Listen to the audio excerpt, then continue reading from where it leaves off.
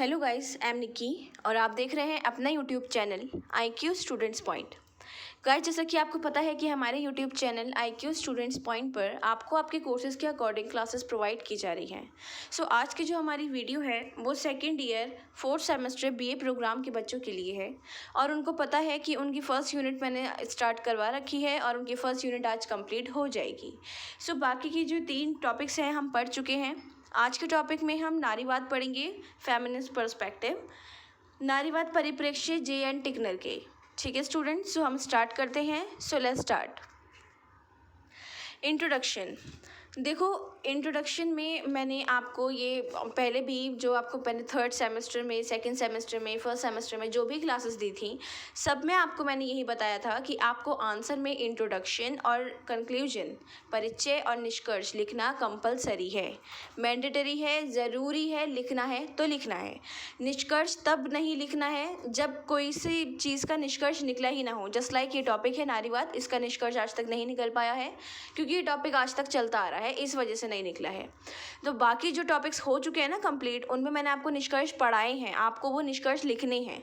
ठीक है students, so start करते हैं। देखो, नारीवाद को एक एक तरीके से फ्रीडम इंटरनेशनल पॉलिटिकल अप्रोच के रूप में मान्यता देना बहुत ज़्यादा मुश्किल है। बहुत ज़्यादा मुश्किल क्यों है? क्योंकि आप लोग एक बार जो थर्ड सेमेस्टर के बच्चे थे ऑनर्स के, उनका सब्जेक्ट था इंटरनेशनल रिलेशंस। एक बार आप वहाँ उस प्लेलिस्ट में जाना हमारे ही YouTube channel I Q students point पर, और वहाँ पे जो सबसे लास्ट की क्लास या बीच की क्लासेस में नारीवाद परिप्रेक्ष्य जो मैंने पढ़ा रखा है ना, आप एक बार उसको सुनना। उसके अंदर मैंने बता रखा है कि इंटरनेशनल रिलेशंस में इस मुद्दे को कभी देखा ही नहीं गया, उठाया ही नहीं गया, इसको इतना वैल्यूएबल समझा ही नहीं जाता था। लेकिन अब मैं आपको पढ़ाऊंगी आगे कि इसको क्यों और कैसे इंटरनेशनल मुद्दा बनाया गया था। इसमें ये बताया गया कि ज़्यादा से ज़्यादा ये एक विचारधारात्मक आंदोलन है, आइडियोलॉजिकल मूवमेंट माना जाता है, जिसके साथ जुड़े हुए विचार जो हैं वो फ्रीडम, इक्वालिटी, जस्टिस, इन सब के सिद्धांतों के अंग के रूप में पहचाने जाते हैं। अब जाहिर है यहाँ पर बात ही विचारधारा की दे रहे हैं, तो आप लोग ये जानते हैं कि फ्रीडम पाना, इक्वालिटी के लिए, सब चीज़ों के लिए इतने ज़्यादा प्रोटेस्ट नहीं चलते हैं। ये एक विचारधारा के बेस पर ही होता है। आप और मैं अपने 100 स्टूडेंट्स, 1000 स्टूडेंट्स के साथ बैठ जाऊंगी और वहाँ पर अगर इक्वालिटी की बात होगी तो ऑफ कोर्स बाकी सब और मैं यही बोलेंगे कि हाँ, इक्वालिटी मिलनी चाहिए। अब ये बात कितनी रही? 1000 मिला के मैं एक प्लस और हो गई, इतने लोगों में रही। बहुत से बहुत जो 1000 बच्चे हैं वो थोड़े से बच्चों में डिस्कस कर लेंगे, लेकिन ये नहीं हो सकता कि वो जो थोड़े से बच्चों में डिस्कस किया गया है वो आगे इस बात को डिस्कस करेंगे या नहीं। तो ये जो है एक सीमित रह गई, एक बिल्कुल कम क्वांटिटी में रह गई, तो इसको एक आइडियोलॉजिकल विचारधारा बोल दिया गया कि अपनी अपनी आइडियोलॉजी हमने एक दूसरे पे झाड़ दी, बता दी, दैट्स इट, खत्म हो गया है। उसके साथ ये जो सामान्य सिद्धांत है उनके संदर्भों में पुरुष के मुकाबले नारी की स्थिति, भूमिका और उसके राइट्स को ये सरोकार रखते हैं, और नारी की जो सब्जेक्शंस होते हैं, सब्जेक्शंस को हिंदी में बोलते हैं स्टूडेंट्स पराधीनता, ओके, उनको नारी के प्रति होने वाले जो अन्याय हैं उन पर ध्यान केंद्रित करते हैं। मेनली नारीवाद का फोकस क्या है? पुरुष और स्त्री दोनों को इक्वल करना, क्योंकि पुरुष को मार नहीं सकते और जो पुरुष प्रधान समाज जो बना हुआ है वो वुमेन को जीते जी मार रहा है।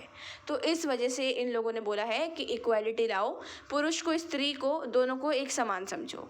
नारीवाद शब्द का प्रयोग सामान्य उन विचारधारा और आंदोलन के लिए किया जाता है जिसका उद्देश्य सदियों से चले आ रहे पुरुष प्रधान समाज में महिलाओं को उचित स्थान एवं मुक्ति दिलाना है।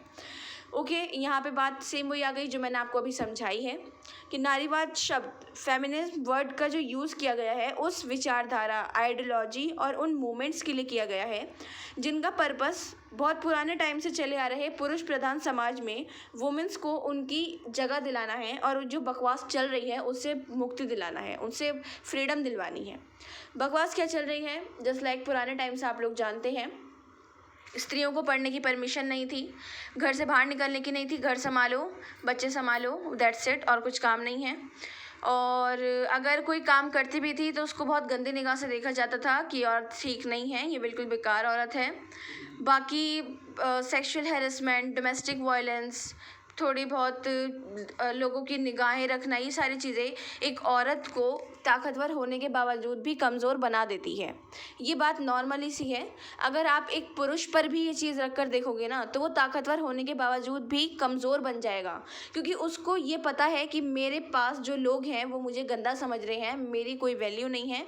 दैट्स वाई वो कहीं भाग के भी जाएगा ना, तो वो यही समझेगा कि मैं बेकार हूँ। उसके साथ नारीवाद वो विचारधारा नहीं है जो नारी को उसका उचित स्थान और प्रतिष्ठा दिलाने की पक्षधर है।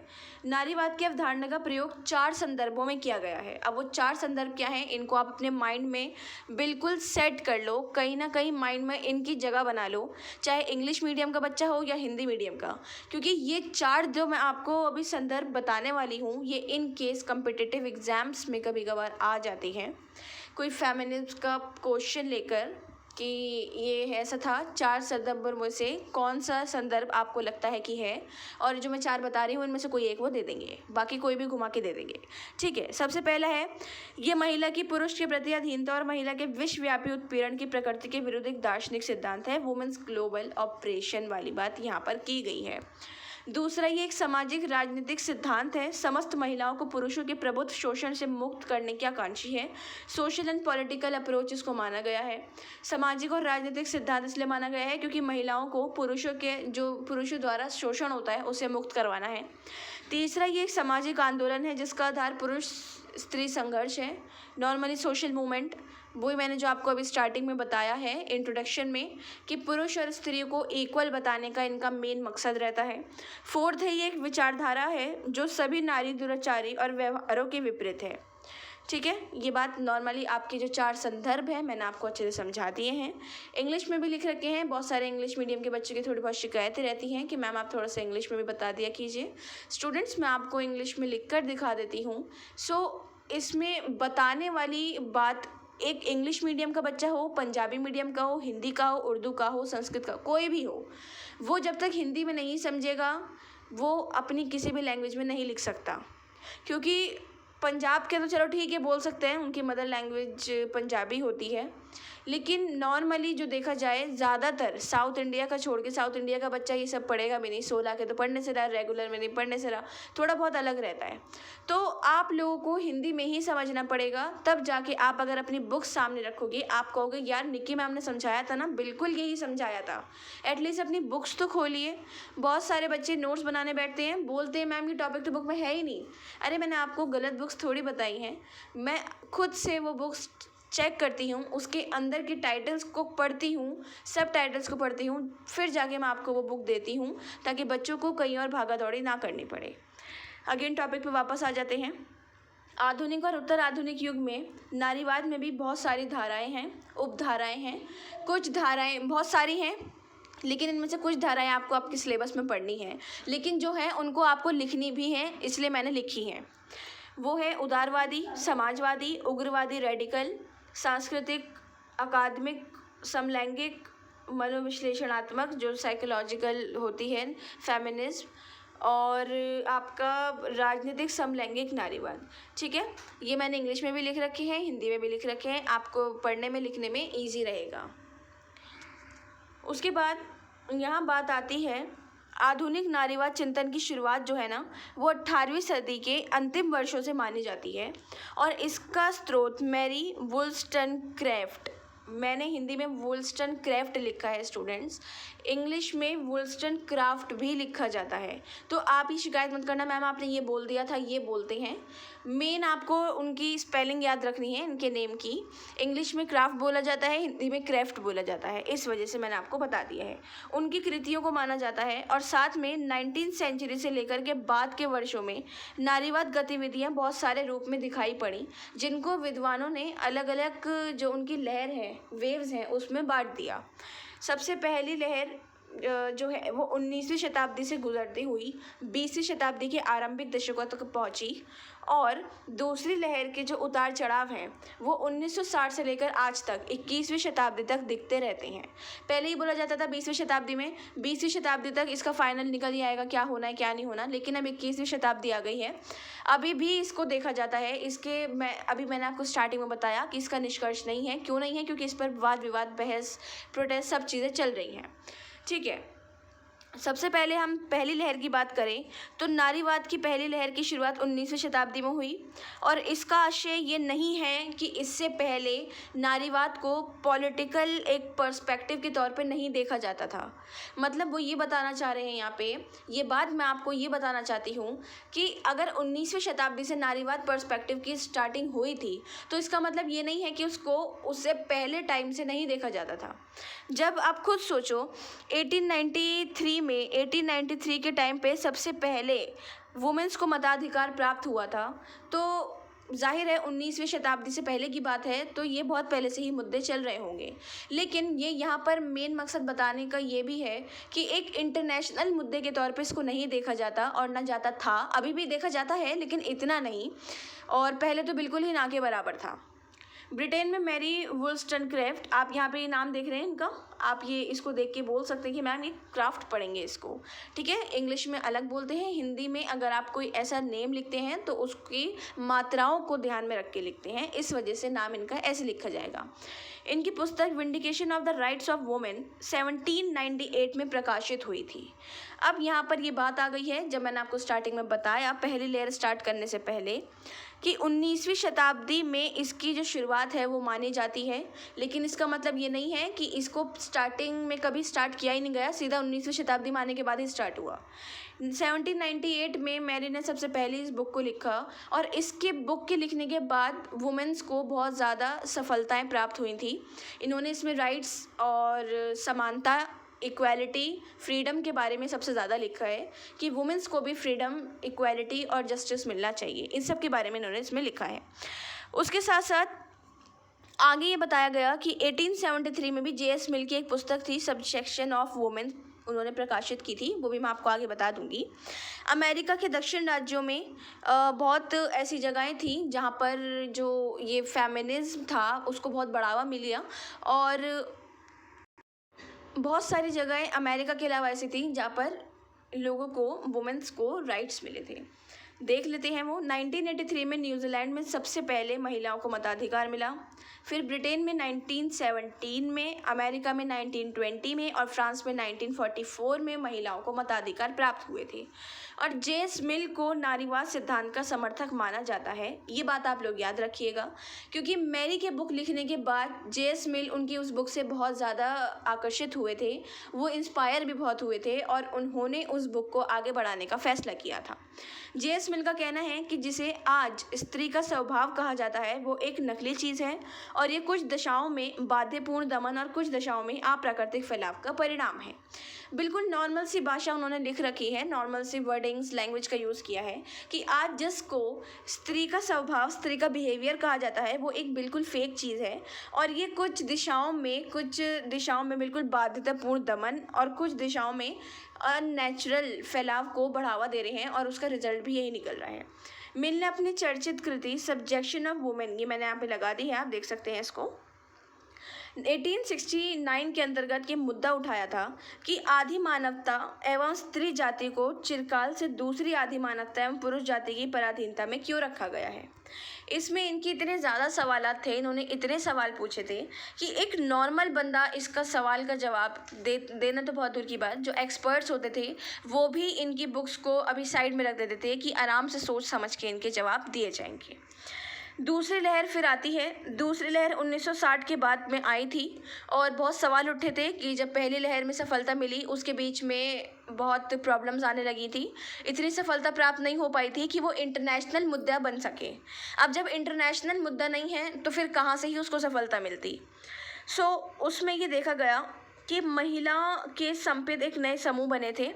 1950 से 60 के दशक में महिलाओं का जो व्यावसायिक और शैक्षिक विकल्प का दायरा था वो धीरे धीरे बढ़ रहा था, लेकिन इसी में काम के क्षेत्र में महिलाओं के लिए भेदभाव का व्यवहार भी बहुत ज़्यादा बढ़ रहा था कि नॉर्मली आदमियों से भी 18 घंटे काम करवाया गया, औरतों से भी करवाया गया, लेकिन उनको उतने पैसे नहीं दिए गए जितने आदमियों को दिए गए। या उनको आदमियों को खाने के लिए दे दिया गया, औरतों को नहीं दिया गया, उनसे 18 की जगह 20 घंटे काम करवा लिया गया। ये सारी चीज़ें देखने जाने लगी। ये भी सत्य है कि जेंडर आधारित अन्याय के विरुद्ध जो महिलाओं में जागरूकता बढ़ी थी, इसके खिलाफ लड़ने के लिए भी बहुत सारे ग्रुप्स बन गए थे। ये बहुत अच्छी बात उस टाइम में मानी जाती है कि जब ये चीज़ें बहुत बढ़ रही थी तो कुछ महिलाओं ने मरने पिटने कुटने के बाद ये आवाज़ उठाई थी, क्योंकि उनको बहुत ऐसे होते थे जिनको उनकी आवाज़ दबाने के लिए या तो मार दिया जाता था या धमकाया जाता था या कुछ भी कर दिया जाता था, तो वो आगे फिर कोई बढ़ता ही नहीं था। लेकिन बहुत से ऐसी थी, बहुत कुछ सहने के बावजूद भी अपने लिए आवाज़ उठाई उन्होंने। अपनी आवाज़ उठाने की वजह से जो पीछे की बाकी जनरेशन जो महिलाओं की आ रही थी उस टाइम में, तो उनको काफ़ी हेल्प मिली थी। उसके बाद नारीवाद की दूसरी लहर में तमाम जो पॉलिटिकल आपके कार्यकर्ता हैं, बौद्धिक जनों का समर्थन भी प्राप्त हुआ था। इनमें फ्रांसीसी बुद्धिजीवी सिमोन द बाउआर का नाम बहुत महत्वपूर्ण है। सिमोन की पुस्तक द सेकंड सेक्स 1949 में प्रकाशित हुई थी और इस फ्रांसीसी भाषा में लिखित पुस्तक को अंग्रेजी में अनुवाद किया गया था 1953 में। इसमें इन्होंने सेकंड सेक्स के बारे में क्या लिखा है, मैं आपको एक किताबी अल्फाजों में, किताबी वर्ड्स में समझाती हूँ जो किताब में लिखा हुआ है। उन्होंने बोला कि औरत पैदा नहीं होती बल्कि बना दी जाती है। इसका क्या मतलब बन रहा है? इसका मतलब आप कहोगे कि नॉर्मली समझ में नहीं आया। देखो, औरत पैदा नहीं होती बल्कि बना दी जाती है। इसका मतलब उनसे ये था कि प्राकृतिक तौर पे भेदभाव नहीं होते हैं। आपकी मेंटेलिटी है जो आप भेदभाव कर रहे हो, इधर औरत को खड़ा करके इधर आदमी को खड़ा करके। लेकिन आगे उन्होंने ये बोला कि स्त्री सुलभ गुण दोष या व्यक्तित्व लिंग भेद के प्राकृतिक आधार पर नहीं बल्कि संस्कार और सीख के आधार पर बनती है। बिल्कुल सही बात है। इन्होंने ये बात जो लिखी बिल्कुल सही लिखी। द सेकंड सेक्स बुक में इन्होंने इसी बात को बहुत अच्छे से समझाने की कोशिश की है कि आप लोगों की जो मेंटेलिटी है, सोच है, विचारधारा है, उसने औरत और आदमी को अलग अलग किया है। औरत को कमज़ोर बना दिया है, आदमी को ज़्यादा अच्छा बना दिया है। लेकिन बहुत सारे आदमी औरत के मुकाबले मतलब ऐसे होते हैं कि उनको तो क्या ही बोले, खैर छोड़ो। आगे हम कंटिन्यू करते हैं। इसमें उन्होंने ये वाली बात को बोला है कि औरत को प्राकृतिक तौर पे औरत नहीं बनाया गया है, वो एक इंसान ही है, जैसे एक पुरुष है बिल्कुल वैसी ही है, उतनी ही उसके अंदर कैपेबिलिटी है, बल्कि उससे ज़्यादा है कि एक पुरुष पूरा दिन में काम करके आके घर में आके थक के लेट गया। लेकिन आप इसके मुकाबले में देखो ना, तो एक जॉब करने वाली लेडी मॉर्निंग से सारा काम करके जाती है, जॉब करके वापस आके फिर अगेन घर का काम करके फिर सोती है, तो वो उसके लिए डबल नहीं ट्रिपल वर्क हो गया। तो उस हिसाब से उन्होंने इसके अंदर ये वाली बात समझाने की कोशिश की है कि औरत को एक संस्कार और उसको जो सीख दी जाती है, जैसे आप उसको ट्रीट करोगे ना, अच्छा करोगे बुरा करोगे, वो वैसी बनेगी ना। अब आप उसको बोल रहे हो तू कमज़ोर है, तू घर के काम कर, तू से बच्चे पैदा कर, बच्चे संभाल, ये कोई बात नहीं होती है। तो उसके दिमाग में वही चीज़ भरती जा रही है कि यार मुझे तो इसी चीज़ के लिए बनाया ऊपर वाले ने, तो मेरे जीने का फ़ायदा ही क्या है? फिर वो फ्रीडम नहीं रही, इक्वालिटी नहीं रही, जस्टिस नहीं मिला। तो ये सारी चीज़ें उन्होंने इस बुक में लिखी कि आप लोगों की मेंटालिटी ने इस चीज़ को बनाया है, ना कि नेचर ने। ओके स्टूडेंट्स, उसके बाद सेकेंड लहर में नारीवादियों ने 4 मुद्दों पर सबसे ज़्यादा इम्पोर्टेंस जताई अपनी। सबसे पहला, पुरुषों के समान वेतन, सेम पे इज़ मैन। इसमें ये मैंने वही जो पीछे आपको एग्जांपल दिया था ना कि 18-18 घंटे काम कराया जाता था, लेकिन औरतों को उतने पैसे नहीं दिए जाते थे जितना आदमियों को, या उनको खाना दे दिया, उनको नहीं दिया, उनसे ज़्यादा काम करा दिया, ऐसे ही करके। दूसरा है रोज़गार या शिक्षा के समान अवसर, equal opportunities for employment and education, कि रोज़गार और शिक्षा का समान अवसर प्रदान की मांग थी उनकी सबसे ज़्यादा।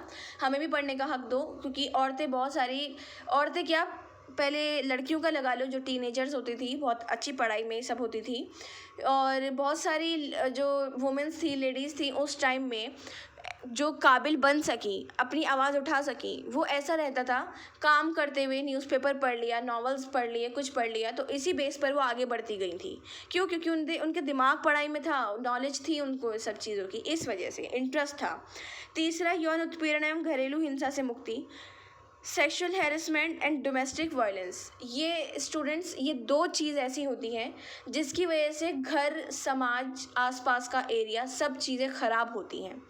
डोमेस्टिक वायलेंस एक ऐसी चीज़ है जिसको एक पुरुष अपना हक समझ के करता है कि ये मेरी वाइफ है, इस पे मेरा पूरा हक है, मैं इसको मारूं, जलाऊं, काटूं, कुछ भी करूं।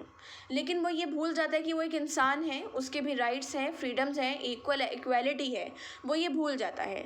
सेक्सुअल हैरेसमेंट का भी सेम वही किस्सा है। और फोर्थ है गर्भ नियंत्रण और गर्भपात का अधिकार।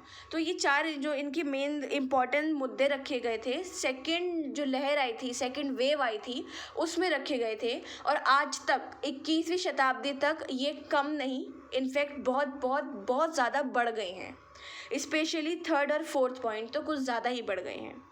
ठीक है, उसके बाद आते हैं आपके नारीवाद के प्रमुख रूप, इम्पॉर्टेंट जो आप टाइप्स हैं फेमिनिज्म के। वो मैंने आपको पीछे भी बताए हैं कितने टाइप्स हैं, लेकिन जो आपको आपके सब्जेक्ट में सिलेबस में पढ़ने हैं मैं आपको वो पढ़ाऊंगी।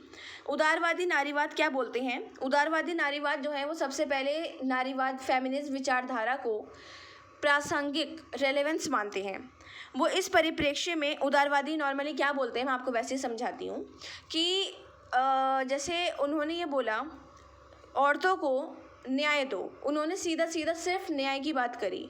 किन बेसिस पे? सामाजिक और आर्थिक निर्भरता समाप्त कर दो कि औरत पुरुष पर सामाजिक तरीके से, आर्थिक तरीके से डिपेंड ना हो। दूसरा क्या ख़त्म करो? पुरुषों पर महिलाओं की कानूनी, और क्या ख़त्म करो? उनकी शिक्षा और प्रशिक्षण की, मतलब उनको आज़ादी दो, जो उन पे पाबंदियाँ लगाई गई हैं उस चीज़ को ख़त्म करो। उदारवादी नारीवाद ये बोलते हैं। उग्र नारीवाद रेडिकल फेमिनिज्म जो है वो बोलते हैं कि समय समय पर काफ़ी उग्रवादी और नारी वो जो मौलिक लेखन करते हैं, और ये बोलते हैं कि राजनीतिक सिद्धांत के अनुयायी नहीं हैं। ये बोलते हैं कि ये विकसित होती है महिला संस्कृति का भाग है, जो साहित्य, संगीत, स्वास्थ्य सेवा, रोजगार, इन सब चीज़ों में नारीवाद विकल्प देने का प्रयास थे। इन्होंने उदारवादियों ने वहाँ पे ये बोल दिया कि आप इनको इक्वल करो, किस बेस पे? न्याय दिलाओ, किस बेस पे? कानूनी तौर पे। उग्रवादियों ने बोल दिया कि महिलाओं को संगीत में, साहित्य में, स्पोर्ट्स में, सब चीज़ों में आगे बढ़ाओ, ये बहुत काबिल होती हैं, आगे बढ़ाना चाहिए। इनका ये मानना है कि लिंग के आधार पर किया गया विभाजन नेचुरली नहीं है, ये सिर्फ पितृसत्तात्मक समाज की वजह से है या फिर लोगों की मेंटेलिटी की वजह से है। ठीक है, उसके बाद मार्क्सवादी नारीवाद क्या बोलते हैं? मार्क्सवादी नारीवाद का मानना है कि पूंजीवाद और पितृसत्ता एक दूसरे को मजबूती प्रदान करती है, भले ही पुरुष वर्चस्व के रूप में पितृसत्ता का उदय पूंजीवाद से काफ़ी पहले हुआ था। जो पूंजीवाद है वो समाज में स्त्री और पुरुष दोनों समान रूप से उत्पादन प्रक्रिया में भाग लेते हैं। इन्होंने, देखो नॉर्मली मैं आपको बताती हूँ, मार्क्सवादी जो नारीवाद है वो क्या बोलते हैं, वो अपना मतलब, पूंजीवाद का मतलब ही यही है सेल्फिश, तो वो अभी भी अपना ही मतलब निकाल के बोल रहे हैं कि पूंजीवाद नारीवादी ये बोलते हैं कि पुरुषों को और वुमेन्स जो हैं उन दोनों को इक्वल कमाने के लिए, सब कुछ करने के लिए इजाज़त दो, उनके लिए इस चीज़ के लिए कानून बनाओ ताकि उनको भी इक्वल राइट्स मिल सके, और पैसा बढ़ता जाएगा, पूंजीवाद को बढ़ोतरी मिलती जाएगी, आपका देश आगे बढ़ता जाएगा। तो बस उनको मेनली अपनी पूंजीवाद बताना था, उन्होंने यहाँ पे बता दिया। उसके बाद आता है उत्तर आधुनिक नारीवाद, पोस्ट मॉडर्निज्म फेमिनिज्म वाले क्या बोलते हैं? ये बोलते हैं, देखो सबसे पहले तो ये जो है इन्होंने नारीवाद का जो एक तरीके से पीछे से स्टार्टिंग से जो मैंने आपको भी समझाया है उस चीज़ को आगे बढ़ाने में सबसे ज़्यादा हेल्प की है, ना कि अपना पर्सपेक्टिव कोई रखा है। उन्होंने ये बोला है कि भाई जो इक्वालिटी है, फ्रीडम है, जस्टिस है, उसको दो। और क्यों दो? क्योंकि वो एक इंसान है, एक जानवर को भी कोई ऐसे ट्रीट नहीं करता जो आमतौर पे लोग औरतों को करते हैं। आज के टाइम में 21वीं शताब्दी कितना आगे बढ़ चुका है, टेक्नोलॉजीज़ आ गई हैं, सब चीज़ें हो गई हैं, लोगों में दिमाग आ गए हैं, लेकिन बहुत जगह भी ऐसा अभी तक होता है। ठीक है ना?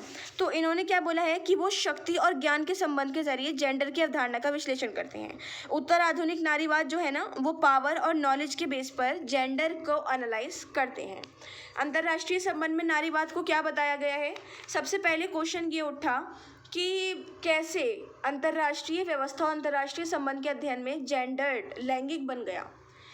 मैंने आपको ये बताया कि मैंने इंटरनेशनल रिलेशन जो 3rd सेमेस्टर का पॉलिटिकल ऑनर्स के बच्चों का सब्जेक्ट था, उसमें बताया कि फेमिनिज्म को बिल्कुल भी वैल्यू नहीं दी जाती थी एक इंटरनेशनल बेस पे। और अब ये एकदम ऐसा क्या हुआ, जो ऐसा हो चुका था। देखो मैं आपको बताती हूँ क्या हुआ था।